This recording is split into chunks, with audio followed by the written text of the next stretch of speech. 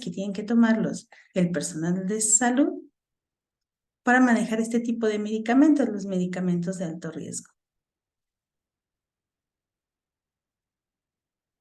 Buenos días, Mariana. FB Mariana Gaudí de Paraguay. Bienvenida, Mariana. Gracias por compartirnos. Desde Paraguay nos están escuchando. Muy bien, Mariana. Aquí vamos a dejar los enlaces para que ustedes puedan ingresar y vean cuáles son esas acciones esenciales para la seguridad del paciente. Son 8 acciones esenciales que se publicaron y hablaremos de la acción número 3, que hace referencia a los medicamentos de alto riesgo, que es el tema que estamos abordando el día de hoy. La acción número 3 habla de la seguridad en el proceso de la medicación. Aquí nos indica que se tienen que separar los medicamentos de alto riesgo y señalar. También se dice que tienen que marcar con un círculo estos medicamentos. ¿Qué tipo de medicamentos pertenecen a los de alto riesgo? Los citotóxicos, radiofármacos, insulinas, anticoagulantes y electrolitos concentrados. Y también se tienen que tomar precaución en los medicamentos LASA, que tienen nombre parecido y aspecto parecido. ¿Qué pasa en los hospitales? Las mayoría son ampolletas. Ahorita vamos a ver más adelante donde se habla de los colores que tienen que ser las ampolletas para evitar algún problema con la medicación. Se puedan distinguir. Otro de los puntos que nos habla de esta acción para la seguridad del proceso de la medicación es la realización y la documentación de la doble verificación antes de la preparación y administración de ese medicamento. Aquí los mencionan que son los de alto riesgo.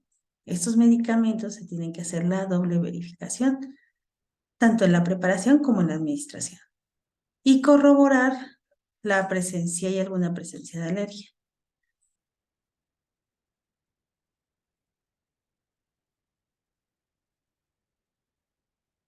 Pero ¿qué son esos medicamentos de alto riesgo? Como ya habíamos comentado, que también son denominados MAR. Son aquellos que tienen un riesgo muy elevado de causar daños graves o incluso mortales cuando se produce un error en su utilización. Ahorita vamos a ver cuáles grupos de medicamentos pertenecen a este tipo de medicamentos. Tenemos el primer grupo que pertenece a estos medicamentos de alto riesgo son los citotóxicos. Después tenemos las insulinas, los concentrados de suero y anticoagulantes. ¿Y cuáles son esos riesgos asociados a la medicación de alto riesgo?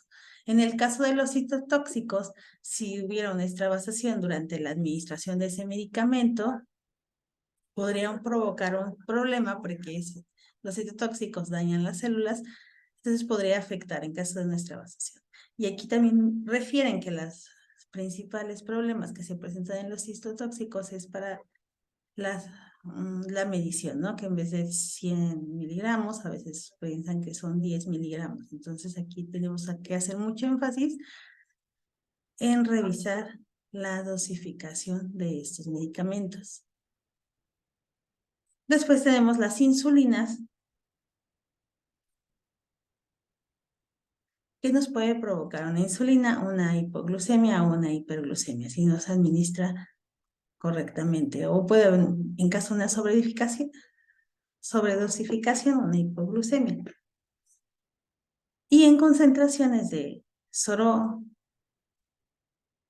en concentraciones altas de suero, la interacción con otros electrolitos pueden producir efectos de una disminución o una disminución de la tensión arterial. Este es un grave problema, entonces es importante que hagan énfasis y que puedan ver cuáles son estos medicamentos y cuáles son los posibles problemas que se pueden presentar en el caso de que hubiera un error en su administración.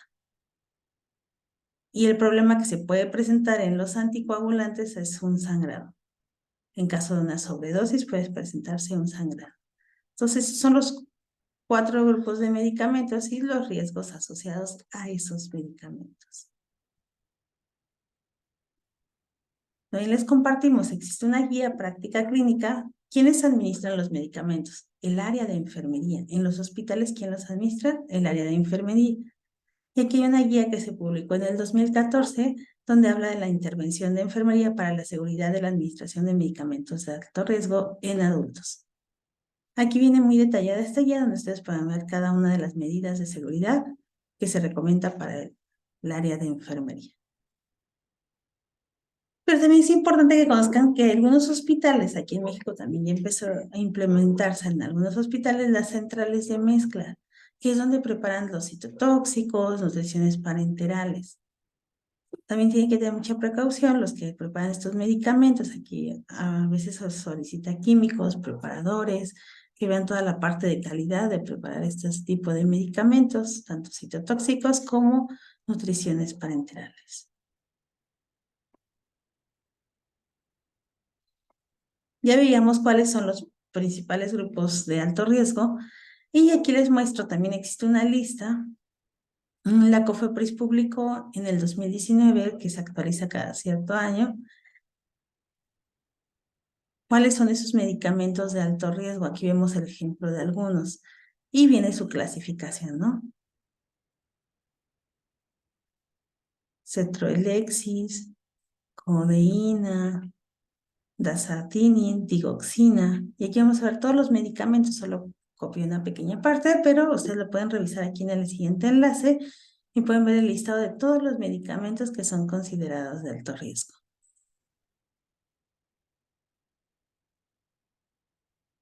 Y les quise poner un ejemplo.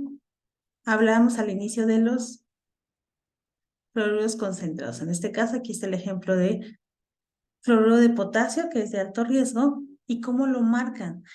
Lo que publicó el decreto que hablaba sobre cómo manejar estos medicamentos y las medidas de prevención, aquí nos dice que el cloruro de potasio, al ser un medicamento de alto riesgo, se tiene que marcar de color rojo. Aquí lo podemos ver. Y aquí menciona el color. ¿Quién ha observado en los hospitales, sobre todo, o si en alguna farmacia a veces se venden algunos medicamentos, no todos, depende del tipo de farmacia que sea, de qué color son esas ampolletas? En este caso dice el cloruro de potasio del 14.9% es de color rojo, y aquí observamos la imagen y es de color rojo su etiquetado. Aquí dice que el sulfato de magnesio es de color verde, el bicarbonato de color azul, y así son los colores de las ampolletas. ¿Por qué rojo? Para marcar de que se tiene que tener mucho cuidado con este tipo de medicamento. Y esta es una parte de las acciones esenciales para la seguridad del paciente en el entorno ambulatorio. ¿Hasta aquí alguna duda? Principalmente, como se los comentábamos, estos medicamentos se trabajan en los hospitales, que la mayoría son ampolletas, que son de vía intravenosa, se aplican de manera intravenosa, pero también ya existen las centrales de mezcla. Hace como 4 años se implementó aquí en un hospital cercano, que es del gobierno, una central de mezcla. El químico que participó en su implementación, tuve la oportunidad de platicar con él y me comentaba, ¿no?, cómo llevaban a cabo todo el proceso para implementar esa central de mezcla dentro del hospital. Ahorita la cuestión que tienen es de tener a personal o equipo preparado para saber cómo se manejan ese tipo de medicamentos. Y ya nosotros en esta parte como farmacéuticos, la prevención de errores en la medicación o PRMs, y sobre todo poner mucho énfasis en los medicamentos de alto riesgo, porque sobre todo, como habíamos visto, cuáles son esas consecuencias que puede tener la administración de un medicamento. Como mencionábamos, ¿quién lo hace? Lo hace en la parte de enfermería, pero nosotros podemos revisar las indicaciones, si hicieran un perfil farmacoterapéutico, si estuvieran trabajando en un hospital en esta parte de atención farmacéutica, tendrían que poner mucho énfasis en este tipo de medicamentos. ¿Hasta aquí alguna duda?